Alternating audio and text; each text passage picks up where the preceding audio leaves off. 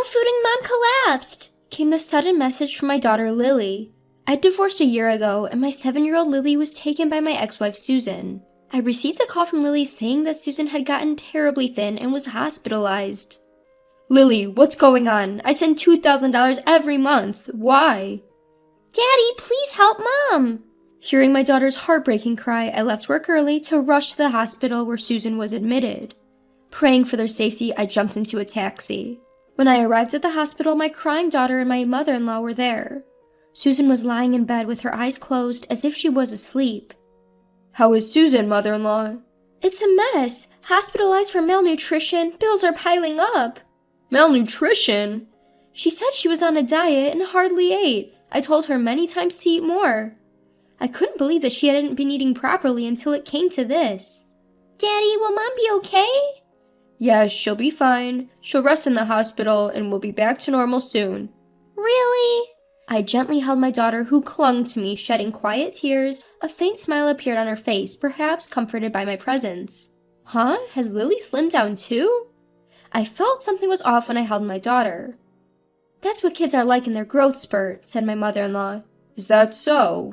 I deeply regretted how ignorant I was on the well-being of Susan and my daughter. I was the cause of our divorce. Back then, I was a salesman in a major corporation, so busy I could hardly come home, leaving everything about the house and our daughter to Susan. I neglected my responsibilities as a husband and a father, which made Susan deeply upset that she asked for a divorce. My ex-wife and my daughter then moved back to her parents' home, where her father and stepmother lived. They got married late in life, saying, "It's fearsome and lonely to be alone in old age." Susan said, "I was worried about being a burden by returning with her child." But, to my relief, her parents welcomed her warmly. Out of my own will, I sent them $2,000 every month, hoping they live a comfortable life. Being too focused on work, I was the reason for our divorce, so I decided to do everything I can for the two of them. Our relationship after the divorce was not bad at all.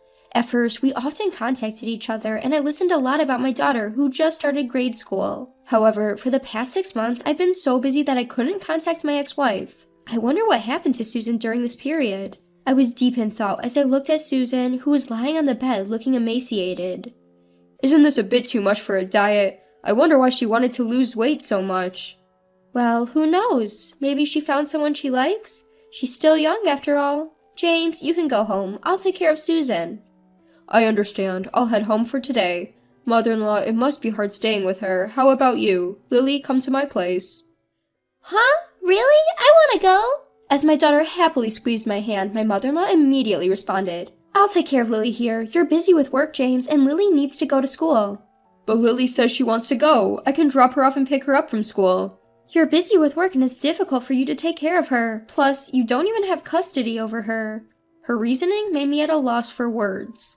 I see. In that case, when she wakes up, could you ask Susan if she'll let me take care of Lily while she's hospitalized? Regardless of what you say, she's still my daughter. Saying I'm sorry to my disappointed-looking daughter, I bowed to my mother-in-law and left the room. Looking back, I regretted not insisting on taking her home right then. Several days had passed and Susan was hospitalized. One day, after work, I returned home to find an unexpected sight. My daughter was there. Lily, did you come here all by yourself? Daddy. Looking up at me anxiously, Lily is wearing the same clothes as when I saw her at the hospital. A worn-out t-shirt, dirty shoes, and her hair, seemingly tied by herself, had grown out in a mess. This was it, the sense of discomfort I felt when we met in the hospital room. At the time, I was too consumed with Susan's collapse to notice, but realizing it now made me feel like a failure of a father. I invited my daughter into the house and offered her a cup of hot milk. Doesn't your mom buy you new clothes or shoes? No, it's not like that. Lily shook her head, appearing to struggle as she looked down. I've been working hard, sending money so you and Mom could live comfortably. Has it not been enough? Dad, that's not it. As Lily looked on the brink of tears, I gently stroked her back, waiting for her to gather her words. After a while, it seemed she had finally regained some composure as Lily took a deep breath. Grandma does mean things to me and Mom. She barely lets us eat. No way. Is that really true about Grandma? It's true. I'm okay because I get lunch at school, but Mom's always hungry. That's why she collapsed. And you know, Grandma goes out every night, and when she comes back in the morning, she always badmouths me and Mom. Since living with Grandma, Mom has been treated like a servant every day. Lily's words, shouted with her eyes full of tears, hit me like a punch in the gut. Could the mother-in-law be the cause of Susan's malnutrition? What on earth? If I had kept in contact, maybe this wouldn't have happened. Biting my lip in frustration and helplessness, I felt a small warm hand gently touch mine. Dad, don't cry. My heart tightened as Lily smiled at me, bravely holding back her own tears. With that, I decided to help my ex-wife and daughter. About a week later, I was contacted by the hospital of Susan's scheduled discharge. Normally, the in-laws would have been the first to get contacted, but I had already arranged with the hospital to prevent that. I had grown suspicious toward my mother-in-law since she would always prevent me from seeing Susan and barely let me talk to her on my daily visitations. Moreover, she would constantly call me even when I had informed that Lily was staying with me, and hearing Lily's stories made me convinced that something was off with my mother-in-law. So, I decided to take Susan directly to my house on the day of her discharge without letting my mother-in-law know. When Lily and I arrived at the hospital, there was Susan, thinner, but with a much better complexion than when she was admitted. Thank you for coming to get me. I'm sorry for the trouble. Hearing Susan's voice properly after a long time made my heart beat faster. I'm so glad she's alive. Just as I breathed a sigh of relief, Lily rushed to hug her mother. Mom, I'm so glad you're fine now. Lily, I'm sorry for worrying you. As I watched their emotional reunion, I felt a lump in my throat, but I knew he wouldn't stick around for my mother-in-law to show up. I quickly ushered them into the car and headed home. It feels nostalgic. Susan seemed relieved as we arrived at the house we lived in together until a year ago. Watching for the right moment when she was calm, I broached the subject. Actually, Lily told me something. When I asked Susan about the truth of what Lily had said, Susan's eyes widened and she averted her gaze awkwardly. What Lily said was true. After I divorced you and moved back home, my mother started treating me like a maid. Even when I started earning from work, my mother took all the money. There were even times she wouldn't let me eat because she said I didn't earn enough. Why didn't you talk to me about it? How could you say that? I couldn't ask for help because I was the one who initiated the divorce. We hadn't been in touch recently, so I thought you'd found a new partner. I didn't want to interfere with that. New partner? No way. Besides, didn't I transfer $2,000 to you every month? How did you fall sick? You're lying. I haven't received anything. I am sure the money was transferred just fine. It should be recorded in your bank book. My mother took both my bank book and debit card. She told me that you stopped sending money a long time ago and that you found a new woman and had abandoned me. I was stunned. If only I had kept in touch more diligently, this wouldn't have happened. But it's too late to regret it now. She also took my credit cards and used them without my permission. But couldn't you have run away? If I did that, then they would turn on my father, who was left at home. I can't leave my father alone. Susan choked up as she said this.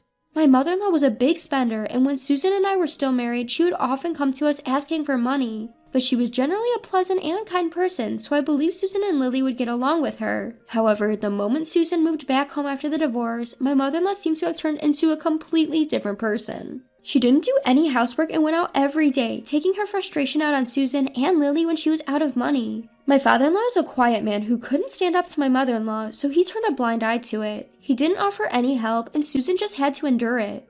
But I let Lily suffer. I'm a terrible mother, aren't I? That's not true. The one at fault is entirely my mother-in-law. I see. Thank you. With that, tears quietly ran down her cheeks. A few days later, I waited for the day my mother-in-law was out and headed to my in-laws' house. When I arrived at their place, my father-in-law apologetically bowed his head deeply to me. I'm truly sorry. I've done an awful thing to Susan and Lily. Sir, I've heard about what my mother-in-law has been doing to Susan and Lily. I came here to help them. Upon hearing my blunt declaration, my father-in-law gradually started speaking. I noticed what she's been up to, but I turned a blind eye. I became unable to speak as I grew scared, seeing her change day by day. But I can't stand seeing my daughter and granddaughter get hurt anymore. From his gradually trembling voice, my father-in-law's regret was palpable. He wished for the same thing as I did, to protect both of them. Sir, could you lend me a hand? I asked him to keep an eye on my mother-in-law's behavior, where my mother-in-law heads out to, and what she's doing, how my $2,000 transfer was spent, and how Susan's credit card was used. Subsequently, I also began to investigate my mother-in-law. Where the heck have you been? The hospital bills were expensive. God, you really are one hell of a burden. On a later day, I visited my in-laws' house with my ex-wife. As soon as Susan went in, I could hear a loud voice berating her. I quickly followed and entered my in-laws' house. Pardon my intrusion. James? Ignoring my surprised mother-in-law, I turned to my ex-wife and asked, Are you all right? Susan trembled in fear from being berated. Rubbing her back, I turned my gaze towards my mother-in-law. My mother-in-law froze for a moment, then hastily said, Oh, welcome. What brings you here so unexpectedly? I just dropped off little Lily at school. Thought I could come over to discuss some matters regarding Susan and Lily without having Lily present. Hope I'm not intruding. Oh, a discussion? About what, I wonder? As you can see, we're getting along quite nicely. Saying that, my mother-in-law tapped on Susan's shoulder, to which Susan clearly showed her discomfort. Already seated on the living room sofa was my father-in-law. I pulled Susan close, sitting down nearby. I've been transferring money to Susan's account to help out even a little bit after our divorce. Is it true you are using up all the money? What? What money? I know nothing about it. Susan's probably trying to cover up her frivolous spending by blaming me. I wonder where the $2,000 every month is going. What a terrible daughter. As expected, my mother-in-law pretended not to know, even trying to shift the blame onto my ex-wife. She probably thought she could brush it off, but I exchanged a glance with my father-in-law, who quietly nodded. And from here, the reprisal begins. That's odd. You said the $2,000 every month, but you told Susan that I stopped sending out money and had abandoned her and our daughter, right? My mother-in-law started trembling as I spoke those words. That's what I heard from Susan. I didn't have control of my bank books or cards. You took them all. I couldn't possibly know about it. Besides, you've been using my credit card too, haven't you? I've received the receipts. What? What exactly have you been using Susan's credit card and the $2,000 you receive every month for, mother-in-law? To our question, my mother-in-law shakes her head, insisting she doesn't know. Of course we expected her to play dumb. In the midst of this, my father-in-law brings something out from the back of the room. Stop lying anymore. What do you mean? Do you suspect me as well? To my enraged mother-in-law, my father-in-law pulled out a few photos. So that's where you've been going every night. You seem to have a favorite host at the nightclub. It appears you've been having a grand time using James's money and Susan's credit card. How did you? My father-in-law and I looked into everything. Although we only had to follow you around, since you were so careless, we figured out everything without much deep investigation. What's wrong with using my daughter's money? I should be allowed that much. Furthermore, it seems that wasn't enough money for you. You've been tricking money out of widowed men like my father, almost akin to marriage fraud, haven't you? Shut up! It's the victim's fault for being fooled. As we presented the evidence, my mother-in-law brazenly shrugged it off. I thought this man had money when I married him, but it turns out he didn't have much. Luckily, my daughter Susan has been a great contributor, haha. Men at the local senior centers are so easy. All it takes is a soft voice to have them smitten. How naive. Hearing this, my father-in-law's jaw dropped to the ground. Susan and I were at a loss for words. We're calling the police. No, anything but that. At the mention of the police, my mother-in-law turned pale, but I went ahead and called them. Why would you call the police? This isn't looking good for me. So you're aware that what you've done is wrong. Just don't call the cops. I apologize for everything. Forgive me. Judging from your attitude, it seems like you've done this before. Don't worry, we'll have the police conduct a thorough investigation. My mother-in-law, pale-faced and shaking, was taken away by the police officers who arrived shortly after. When it was all over, it felt like a weight had been lifted off of our shoulders, and I gave Susan a warm smile. Then, with tears in her eyes, she gave me a gentle smile in return. Apparently, my mother-in-law was arrested on charges of marriage fraud, and it seems like several people are demanding her to repay their money. Naturally, my father-in-law divorced my mother-in-law. Furthermore, he sued her for the emotional distress inflicted on our family from her harassment. Susan also claimed $50,000 in damages for the misuse of her credit card. Of course, I'm also demanding her to return all the money I transferred. My mother-in-law, who is now behind bars, doesn't seem to have an easy life waiting for her once she's out. As for me, afterwards, Susan, please marry me again. This time, I'll protect you and our daughter. I won't make you cry anymore. We had once led a misguided marriage life, but this incident made me realize the importance of my ex-wife. Hearing my words, Susan cried, thanked me, and held my hand tightly. Now, our family is starting a new life. This time, I will protect this happiness thoroughly.